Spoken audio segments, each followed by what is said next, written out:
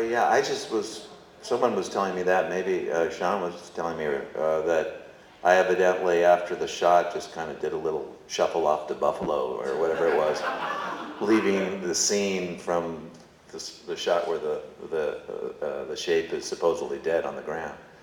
But I don't remember.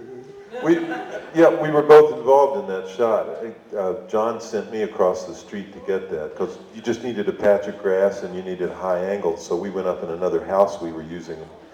I stuck the camera out the window, and when I asked Nick to leave the frame so we could have some empty grass, he just kind of boogied his way out of the shot. I don't know where this footage is. Right here. So Nick, when Michael gets his mask pulled off towards the end of the film, why did they use another actor? Why did they use another actor when Michael's mask is taken? They didn't want someone as handsome as me. I think it was a major problem.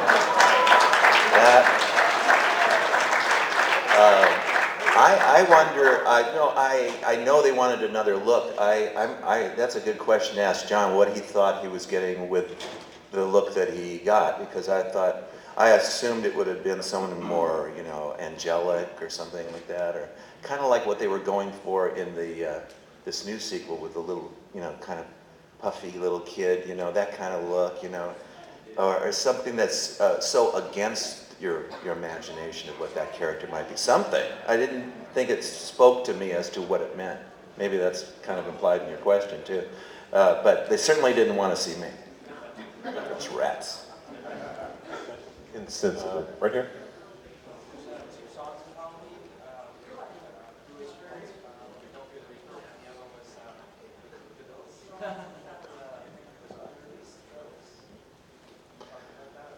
The Coupe de Ville song? Yeah, he's asking about one of the songs that was in the background of Halloween.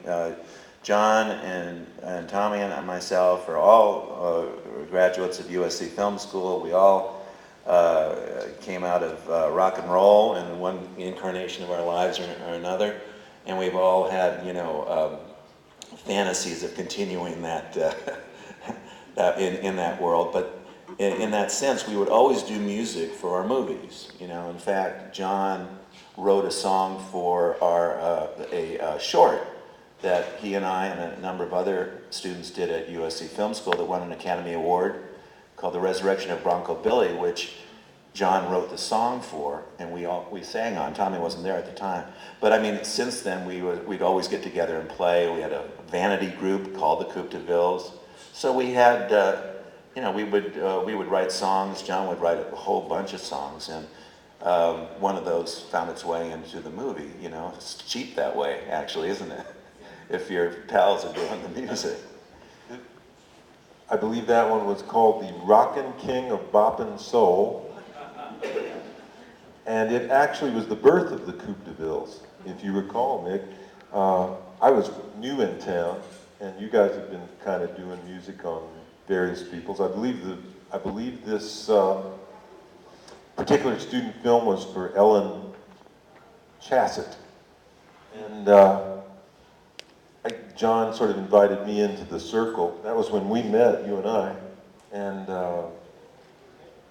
I guess the only other thing I can think of to say about that is that I speak without qualification, and I know it's true for Nick too, that no matter what else we've accomplished, for a little while there, after Big Trouble in Little China, our video was in rotation on MTV.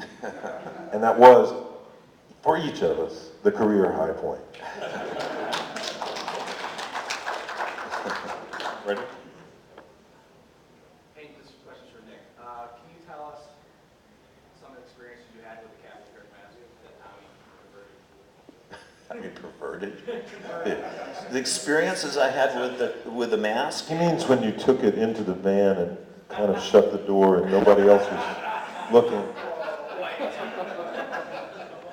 I don't exactly know how to answer that. The experiences I had with the mask is my memories of the mask was just having.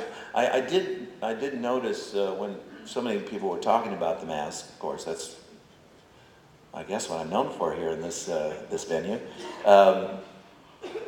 that I did have a sense of remembering how it felt on and how it smelled even. I could actually remember the smell.